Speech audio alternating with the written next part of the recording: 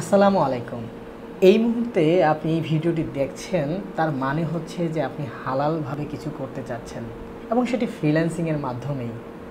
Freelancing একটি মুক্ত স্বাধীন পেশা। এখানে যে যেমন পারছে কাজ করছে, ইনকাম করছে, এখানে স্বাধীনতা রয়েছে। কেউ বেশি কাজ করলে সে অনেক ইনকাম করছে, কেউ ঠিকমতো কাজ না করতে পারলে আয় করতে পারছে না, বসে থাকছে। তো এখন আপনি যদি হালালভাবে কাজ করতে চান, হালালভাবে ফ্রিল্যান্সিং করতে চান, তাহলে আপনার জন্য জানাটা জরুরি।